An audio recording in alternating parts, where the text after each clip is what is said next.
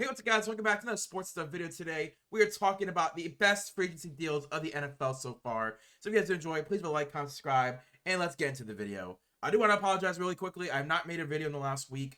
Work's been hectic. I've been working on other plans for the NFL draft coming up because the NFL draft is now 1 week away. So I'm making my top 100 prospects for the NFL draft. Because again, I am going to be live, because I have been the last 5 years. This will be the 5th annual NFL Draftathon for sports stuff. I'm going to be doing the top 100 prospects, where I'm also be doing round 1, round 2, and round 3 streams. Round 1, that Thursday, will be starting at 6 p.m., or sorry, 7 p.m., and then that Friday will be starting at 6 p.m. Yeah, I'm very excited. I love the NFL draft season. It's my favorite part of the NFL season overall. I love draft season. So we're about to get into high gear, and I'm so excited. But before we get to the NFL draft, we got to talk about free agency. So this is the best free agency deals as of 3/25 at 7:57 p.m. So let's get into it. First off, we have Josh Sweat to Arizona. Josh Sweat last year had 27 tackles, 8 sacks, 0 forced fumbles, 27 run stops, and 54 pressures. He's a perfect fit for this defense. 3-4 outside linebacker, great with speed, good power rusher as well, but mainly a speed rusher. A true #1 pass rusher for this defense that's desperately been trying to get someone all the way back in 2021 when they signed J.J. Watt. They've been trying to get a premier pass rusher for the last 5, 6, 7 years. And they finally got it, in my opinion, in Josh Sweat. He's a perfect fit. He reunited with Jonathan Gannon, who, when Jonathan Gannon was the DC, the Eagles, he had his career year with, right? And while Josh Sweat had a great season this year, he still had his best year under Jonathan Gannon as DC. So I'm excited to see what he can do when it comes to actually play with Jonathan Gannon again. And as you see down below, I have included the contract of what he's gonna be making over the next couple of seasons. Oh, it went away. Why did it go away? There we go. Went away for a second. As you can see there, it does have the contract broken down, but he signed a 4-year, $76.5 million deal, $19 million averaged out with a $19 million signing bonus. Only guaranteed is $38 million. So basically a 2-year, $38 million deal for Josh Sweat. Not bad at all. Because again, Jonathan Gannon, if he loses another year or two, I wouldn't be shocked if Jonathan Gannon's on his way out of Arizona. If he continues to lose and not really improve on the team, I don't see a world where he can outlast that tenure, right? So basically it's a 2-year deal, because after 2 years you can cut him. You've only spent $40 million in caps and money with him, and you save $23.6 million in 2027 cap space. It'll be very interesting to see what they do. I do believe in Jonathan Gannon. I like him. I like Kyler Murray. I like their fit that they have with each other. But it'll be very interesting to see, if Josh Sweat, can he live up to what was that 2021-2022 season where he had a career year under Jonathan Gannon? Can he get back to being a double-digit sack guy? Obviously 27 run stops is amazing for an edge rusher to include 8 sacks on 54 pressures. Can he turn that into like 35 pressures and 13 sacks, right? That's why I think, yes, you can generate less pressures, but you're more effective with your pressures. I would like to see that from Josh Sweat. And this defensive line, they're really rebuilding it. They're doing a good job building it out with the young talent and the veterans that they've added. I'm excited to see what the Cardinals can do next year, man. I think they can actually do a really good job on defense, and I believe in Jonathan Gannon. We'll see what happens, though. But now he has his #1 pass rusher. Next, we have Michael Hoyt with the Buffalo Bills. Michael Hoyt last year had 28 tackles, 4 sacks, 23 pressures, and he led the league in assisted tackles. In my opinion, he's one of the best rotational defensive linemen in the league. He played D tackle and edge for the Los Angeles Rams the last couple of years, and he does whatever he needs to help the team. He may not be the best guy on your defensive line, but when it comes to rotational guys, he's constantly fighting to get into the play, fighting to make any kind of impact whatsoever, and you can see that when he leads the league in assisted tackles. But he got a 3-year, $21 million deal. $7 million was the average salary with a $4.39 million signing bonus. So he only had 2 years fully guaranteed, and then he had 2 years of void years to spread that cap hit out. So it never peaks over $7.5 million. That's really good for the Buffalo Bills. That's a great contract. I thought Michael Hoyt could have gotten around 9 to 10 million. They got him for 7. We'll take it, right? But 2 years, you have an out. 2 years, $14.6 million is all you would spend, and you save $7 million in cap space in 2027. I like Michael Hoyt. I think he can definitely be a good rotational guy in this defensive line. They cut Von Miller. They extended Gregory Rousseau. They signed Joey Bosa to a 1-year deal. So then you add Michael Hoyt to really be that interior pressure guy that can be next to those guys on pass setting, on pass rushing sets. And again, he can still play when it comes to run defending as well, but he's definitely more of a pass rusher. But Michael Hoyt, only $7 million a year for a team trying to win a Super Bowl. He does everything you want on a defensive line. I think this is exactly who you would want. Like, he has the potential to be like what Derek Nottie has been for the Kansas City Chiefs, where he does everything that they ask him to do. and more. So $7 million a year, I'll take it from Michael Hoyt. Next up, we have Bobby Brown, another Los Angeles Rams D tackle, going to Carolina. Bobby Brown last year had 26 tackles, 16 run stops with 68 run blocking. He is a pure run blocking D tackle, and with the Carolina Panthers missing out on Milton Williams, I think Deshaun Wharton, who they also signed in free agency, and Bobby Brown can make up for what Milton Williams was. He can be a situational guy, can move on pretty quickly if he doesn't pan out as well. You don't pay him that much money if you do have to move on after 2 years. But I believe in Bobby Brown. I liked him in LA. But also in LA, you have Jared Verse, you had Aaron Donald, you have Kobe Turner, like you had Braden Fisk. You've always played around really good D tackles and pass rushers. Now in Carolina, you know, it's good in there. Like, they have solid defensive line, but it's definitely not the same it was with the Los Angeles Rams. So I'll be interested to see, you know, can Bobby Brown continue to be that really good run blocker? And if he can, he'll have a spot. He'll probably play the full 3 years. He's only 25 years old. Like, I really like Bobby Brown in Carolina, especially because they lost out Milton Williams, and run defending was Milton Williams, you know, calling card. And now you signed Deshaun Wharton and you signed Bobby Brown. They both do a little bit of different things, but they're both really good run blockers. I like that pivots from them to save money as well. Then we have Drew Dalman, the center, going to the Chicago Bears. Drew last year had a 79 PFF grade, 67 pass blocking, 80 run blocking. He has officially completed the interior offensive line rebuild for Chicago. He was the #1 rated center in free agency, and you landed him for only $14 million. That's a really good number to land him on. He's a great pass blocker. He's going to excel in the run blocking in this scheme as well. We saw it in Detroit with Ben Johnson. No matter who they had on the offensive line, they were really good run blockers. And Drew Dalman is a solid run blocker. Now he's going to excel because he's already a really good pass blocker. But you signed him for a 3-year, $42 million, $14 million a year, $6 million signing bonus. That's not bad at all. But you guarantee a lot of the contract because that signing bonus is so low. But after 2 years, you can cut him, save $14 million in the cap in 2027. That's where, you know, the Caleb Williams extension would kind of be talked about. But I don't see him cutting Drew Dalman. I could definitely see them extending Drew Dalman after the 2 years and working out a contract extension with him. Because Drew Dalman, I mean, let's be honest here, he is a perfect fit for what Caleb Williams wants to do. He's a great pass blocker. Caleb Williams loves to throw the ball. He's also great when it comes to backfield pressure.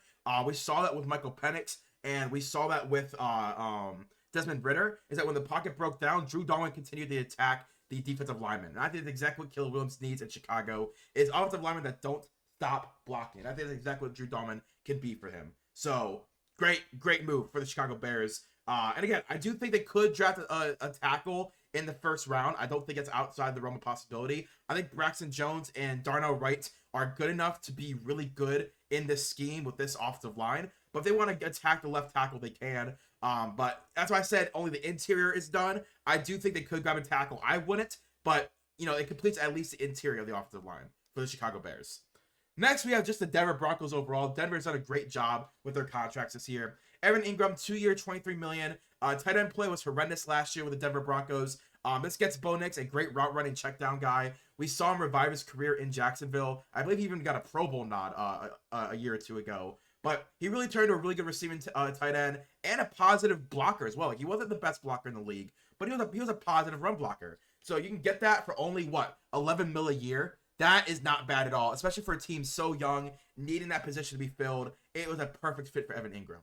Then you have Dre Greenlaw, 3-year, $35 million. In my opinion, he's one of the best linebackers in the league, very underrated. He's a great run stopper. He fits in perfectly. You know, you lose Cody Barton in free agency, and Dre Greenlaw steps right in and immediately takes over that position. I think Dre Greenlaw is a perfect fit for this run defense scheme that oh my gosh, what's his name? Oh my God, he used to be the coach as well. Vance Joseph. This defense that Vance Joseph is running, Dre Greenlaw is the ideal build of a linebacker you want. He attacks the run really hard. He attacks guys running across the field when it comes to pass protection. I love Dre Greenlaw. I think it's a great fit for this team and a great fit for him to continue his comeback from that injury he had in the Super Bowl. Then Talanoa Hufanga, the safety from the 49ers, they signed him 3-year, $45 million. When healthy, he's a good safety, but the last 2 years, injuries have really hampered him. I expect him hopefully to be healthy this next season, because with him in that secondary as a run defender, he is going to play the box so much. I would not be shocked if you see Talanoa Hufanga and Dre Greenlaw playing linebacker together, where Talanoa Hufanga comes down and is subs in at linebacker. I think he's a great fit, another great run blocker, a run defending guy. You have Pat Surtain. You have a little bit of an open hole at quarterback number 2 when it comes to pass defending. But I do believe this run defense that if the run defense could do exactly what they did last year, but better, because Dre Greenlaw and Talanoa Hufanga are better than the guys they had last year. Wow, I am going to be excited about the Denver Broncos defense. And Evan Ingram is a perfect fit for the offense. I love it. I love the additions so far. Next, we have the Indianapolis Colts, their additions as well. Cam Bynum at safety, 4-year, $60 million deal. He is a top 5 safety in the league last year. That's what he did. He played like it. He performed like it. He improved into a great pass defender, and he's still a good run stopper from his rookie season all the way through. He's been a good run stopper, but he's been an immensely improved pass defender. I believe he led the league in pass breakups as a safety, but he's only 26 years old. He fits the timeline of this team, and he fits this Lou Anarumo defense exactly what they want. A guy who can do it all at safety, just like they had when they made that Super Bowl run. Then it's Charvarius Ward as well. 3 years, $60 million to play corner. He becomes the number 1 corner right away. He had a rough year this last year due to family tragedy, so I'm not going to fault him at all. But the previous season, he had 5 interceptions and 17 pass breakups when he was healthy and he was focused. He's a great ball hawking corner. And again, they have so many young corners on this team and young secondary members just in general that I think Charvarius Ward comes in, solidifies, hey, I am the number 1 corner. I'm here for multiple seasons. Let's try and win. And I think that's a culture that they definitely need. I've been to 2 Super Bowls as a undrafted free agent rookie who got traded from Dallas to the 49ers. I was undrafted, and I became a multiple-time Pro Bowler, an All-Pro, and now a number 1 corner who's playing the Super Bowl twice. That is a story that I think is definitely worthy of being told, and I'm excited to see what Charvarius Ward can do in Indianapolis. Next up, we have Jeremy Chinn with the Las Vegas Raiders. Jeremy Chinn last year had 81 tackles, 1 interception, 35 run stops, and 3 pass breakups. He had a great rebound year in Washington. He was my guy last season that I thought was one of the best contracts, period, given out.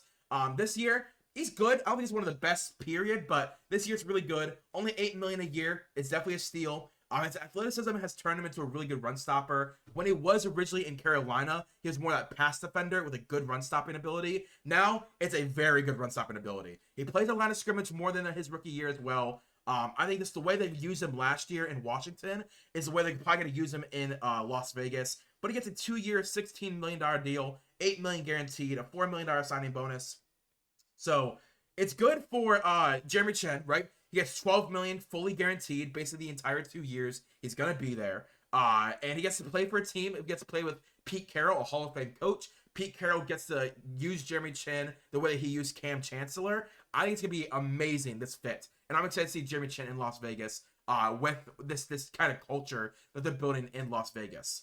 Next, we have Mekhi Becton to the Los Angeles Chargers. Last year, at a 75 PFF grade, 64 pass blocking, 75 run blocking. He goes from the number 1 offensive line in the league to probably the number 3 or number 4 offensive line in the league. It was a great fit for Mekhi Becton to go to Los Angeles. He's improved into a great run blocker at guard. At tackle, he's just a little unathletic enough to play tackle, but at guard, he is perfect. Only $10 million a year. I thought 12 to 16 was his range, so $10 million a year, you get him a little bit of a bargain. And I think Harbaugh is going to fall in love with his gritty run blocking style. The way Mekhi Becton runs over these linebackers when he hits the second level, I think Harbaugh is going to love and put on film and rewind like 5 or 6 times to watch. But 2-year, $20 million deal. Nothing's been announced yet when it comes to a signing bonus or his guarantees. None of that announced yet, but 2-year, 20. You now have Joe Alt, Zion Johnson, Bradley Bozeman, Mekhi Becton, Rashawn Slater. That is an amazing 5-man lineup, and I wouldn't be shocked if they go and draft a center in the 2nd or 3rd round to fully finish this young offensive move at offensive line.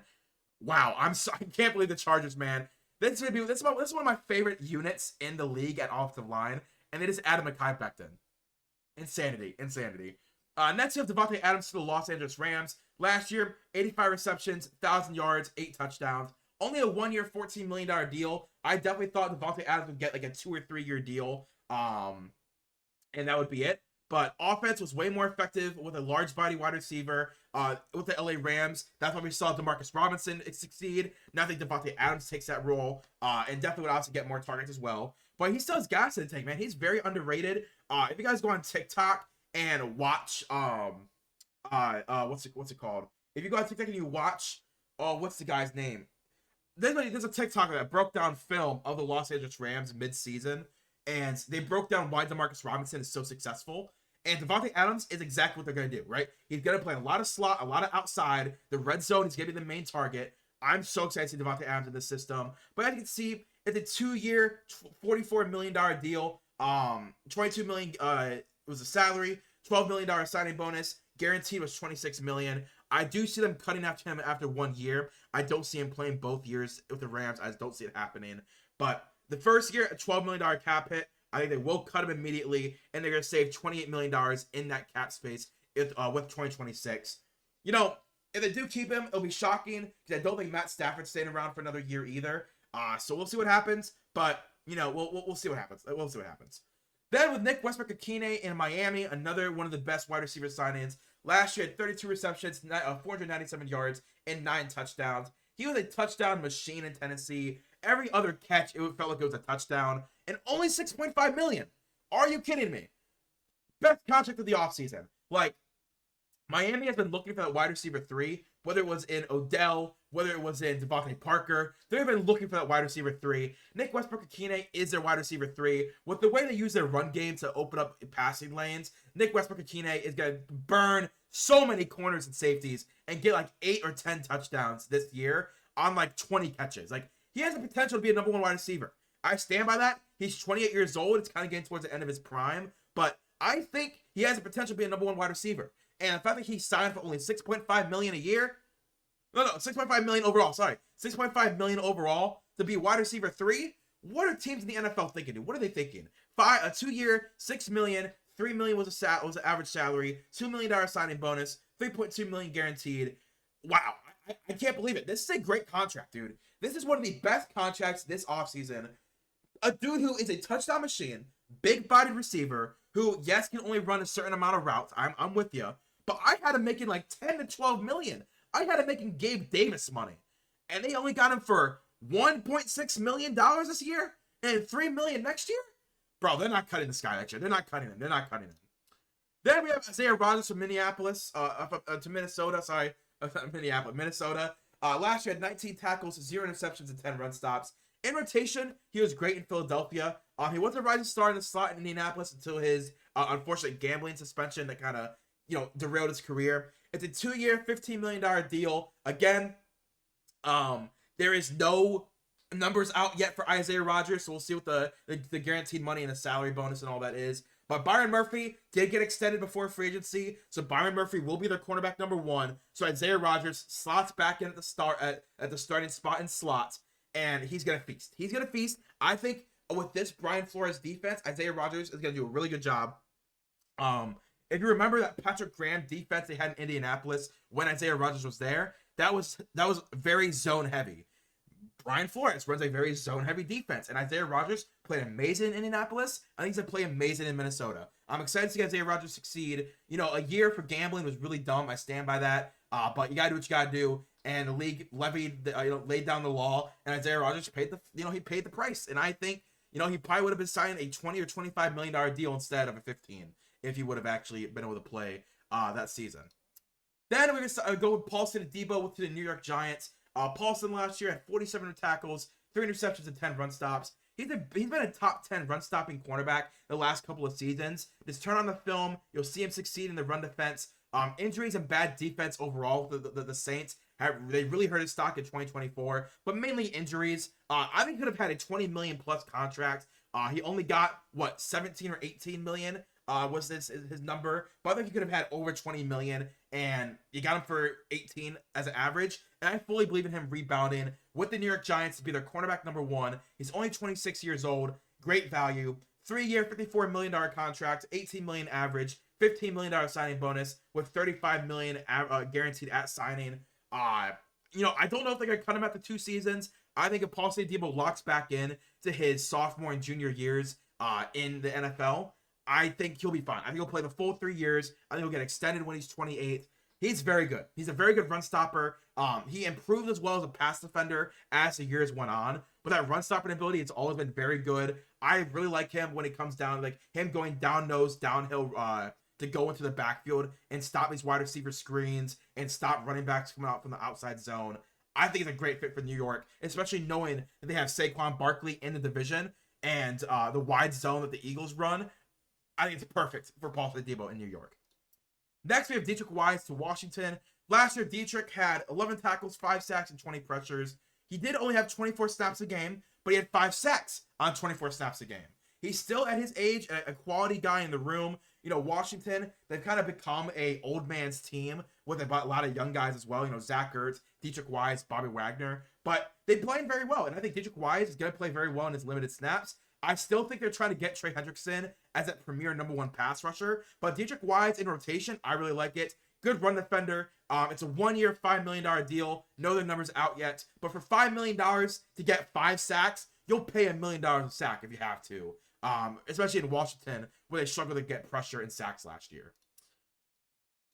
Is that it? That is it. Okay, yeah, that is all my best signings of free agency so far. You know, not many teams got on here because I think a lot of teams have just spent money either very poorly or averagely, right? These are just the best contracts, right? They're just the best guys for the best number that I think deserve to be talked about. So if you guys enjoy, please like, comment, and subscribe. Later this week, I'll be getting my worst contracts of the offseason so far. And that'll be a fun video because I think a lot of teams will be on it that could have also been in this video of the best contracts. So again, April 24th at 7 p.m. will be the NFL Draft-a-thon. That will be starting at 7 p.m. and 8 p.m. is when the draft starts. Then Friday, April 25th at 6 p.m., I'll be starting for round 2 and round 3. The draft starts at 7 p.m. I'm so excited. The Draft-a-thon is my favorite thing to do every year. So hopefully I do see you guys there. But every video up until then, I'll be talking about it. But today's video is over. So if you guys did enjoy, please leave a like, comment, subscribe. And I'll see you guys later. Peace and bye.